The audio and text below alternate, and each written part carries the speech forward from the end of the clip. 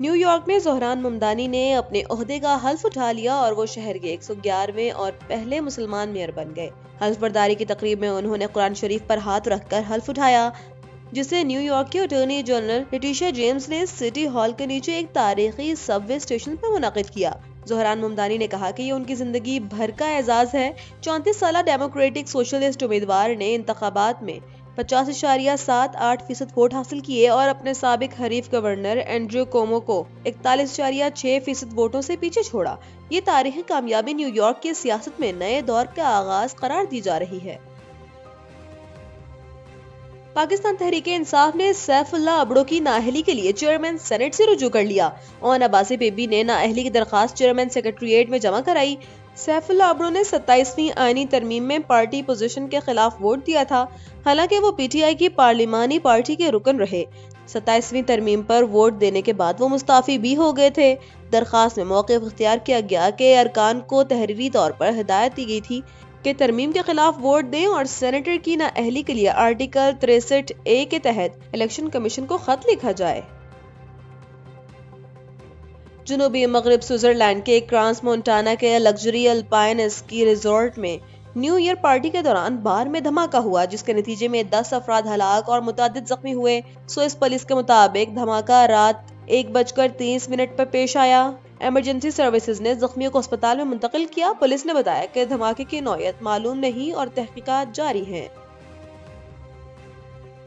راولپنڈی کے ہولی فیملی میں نومولود بچے کا ڈیتھ سرٹیفکیٹ جاری کر دیا گیا، لیکن والدین نے جب بچے کو وصول کیا تو وہ زندہ نکلا اور وینٹیلیٹر پر منتقل کر دیا گیا۔ ہسپتال انتظامیہ نے بچے کو لیزورس سنڈروم کا شکار قرار دیا ہے، جس میں سانس عارضی طور پر بند ہو جاتی ہے۔ واقعے کی تحقیقات کے لیے کمیٹی قائم کر دی گئی ہے اور ڈیتھ سرٹیفکیٹ جاری کرنے والے اہلکار کے خلاف کارروائی کی جائے گی۔ صدر مملکت آصف علی زرداری اور وزیر اعظم شہباز شریف نے سال 2026 کے آغاز پر قوم کے نام پیغام میں کہا کہ پاکستان کے نگہبان ہونے کی حیثیت سے ہمیں اپنی ذمہ داریوں کی تجدید کرنا ہوگی۔ صدر آصف علی زرداری نے کہا کہ اگرچہ پاکستان کو مختلف چیلنجز درپیش ہیں، لیکن قوم پہ بس نہیں، اتحاد، استقامت، تخلیقی صلاحیت اور پختہ یقین کے ذریعے تمام مشکلات پر قابو پایا جا سکتا ہے۔ وزیر اعظم شہباز شریف نے کہا کہ سال 2025 دفاع وطن کے اعتبار سے تاریخ میں سنہرے حروف میں لکھا جائے گا۔ انہوں نے کہا کہ قوم اپنی بہادر مسلح افواج کے شانہ بشانہ کھڑی ہے اور ملک کے دفاع کے لیے سیسا پلائی ہوئی دیوار ثابت ہوگی۔ وزیر اعلیٰ بلوچستان میر سرفراز بگٹی نے کہا ہے کہ نیا سال بلوچستان میں پائیدار امن، ترقی اور خوشحالی کا سال ثابت ہوگا۔ نئے سال کی آمد پر اپنے پیغام میں انہوں نے کہا کہ تعلیم، صحت اور روزگار کے شعبوں میں مؤثر اقدامات حکومت کی اولین ترجیحات میں شامل ہیں۔ میر سرفراز بگٹی کا کہنا تھا کہ امن و امان کے استحکام کے بغیر ترقی ممکن نہیں اور حکومت اس معاملے پر کسی قسم کا سمجھوتا نہیں کرے گی۔ انہوں نے کہا کہ نیا سال قومی یکجہتی، ذمہ دارانہ سیاست اور اجتماعی جدوجہد کے عزم کی تجدید کا پیغام لے کر آیا ہے۔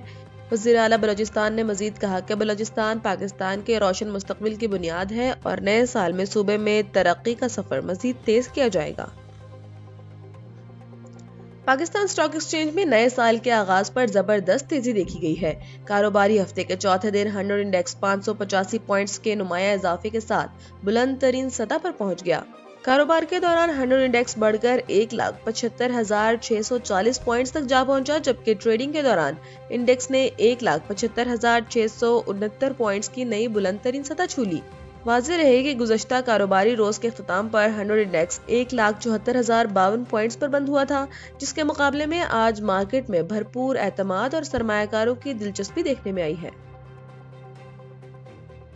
آسٹریلیا نے ICC T20 ورلڈ کپ 2026 کے لیے ابتدائی اسکواڈ کا اعلان کر دیا۔ اسکواڈ میں پیٹ کمنس، کیمرون گرین اور کوپر کنولی کی واپسی ہوئی ہے، جبکہ جوش ہیزل ووڈ اور ٹم ڈیوڈ بھی بحالی کے مراحل سے گزر رہے ہیں اور ورلڈ کپ کے لیے دستیاب رہنے کی توقع ہے۔ چیف سلیکٹر جارج بیلی کے مطابق یہ ابتدائی اسکواڈ ہے، ضرورت پڑنے پر دوران سپورٹ پیریڈ تبدیلی کی جا سکتی ہے۔ پاکستان کے خلاف 3 T20 میچز کے لیے اسکواڈ کا اعلان بعد میں کیا جائے گا۔ ورلڈ کپ 7 فروری سے انڈیا اور سری لنکا میں شروع ہوگا اور اسکواڈ میں کپتان میچل مارش کے ساتھ Xavier Bartlett, Nathan Ellis, Travis Head, Josh Inglis, Glenn Maxwell, Matthew Short, Marcus Stoinis اور ایڈم زمبا شامل ہیں۔